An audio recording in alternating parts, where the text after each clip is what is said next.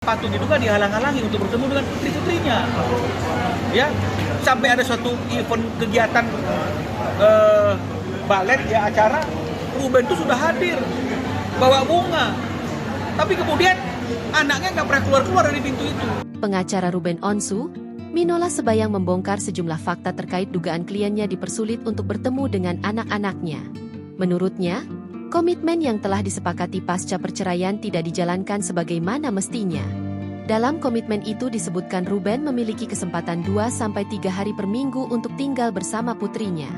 Namun sampai hari ini Ruben tidak mendapatkannya, bahkan untuk mengantar anak pun tidak diizinkan. Ujar pengacara Ruben Onsu, Minola Sebayang dikutip dari channel YouTube Grid.id, Sabtu, 15 November 2025. Minola Sebayang menyebut, banyak pengalaman Ruben yang seolah menunjukkan adanya penghalangan. Ini banyak pengalaman Ruben yang patut diduga dihalang-halangi untuk bertemu putri-putrinya, tegasnya. Salah satu momen yang disorot adalah ketika Ruben Onsu berniat menghadiri kegiatan balet putrinya. Ruben sudah hadir dan membawa bunga, tetapi anaknya tidak muncul melalui pintu tempat ia menunggu.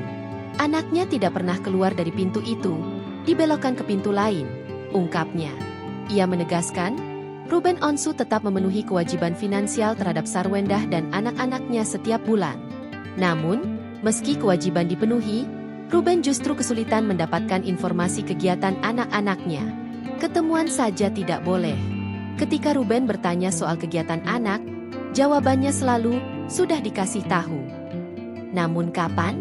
Ruben tidak pernah diinformasikan. Jelasnya, menurut perjanjian, meski hak asuh dipegang ibu, ayah tetap berhak mengetahui segala kepentingan anak.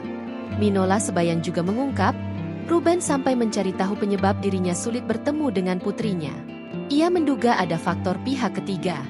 Ternyata dia, Sarwendah, diduga ingin bersama seseorang, Giorgio Antonio, dan ini yang membuat Ruben bertanya-tanya, jangan-jangan ini penyebab ia tidak diberi akses, ungkapnya. Meski hubungan keduanya merenggang, Ruben disebut tetap menanggung kebutuhan hidup Sarwendah dan anak-anak dengan jumlah fantastis setiap bulan. Dari 223 juta rupiah, 242 juta rupiah, 265 juta rupiah, sampai 187 juta rupiah dan 207 juta rupiah per bulan. Semuanya dibayar Ruben setelah bercerai, tuturnya. Ia menilai tidak masuk akal bila alasan penghalangan pertemuan dikaitkan dengan isu debt collector atau cicilan mobil. Dibelokkan dari pintu yang lain.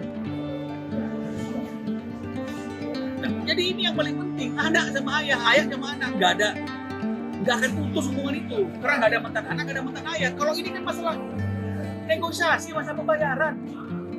Jangan juga kemudian ini di framing sebagai suatu berita trauma, ada kolektor. Ini mau bicara traumanya atau mau menunjukkan bahwa Ruben lalai membayar kewajiban cicilan mobil, yang mana ini? Download Tribun X sekarang, menghadirkan lokal menjadi Indonesia.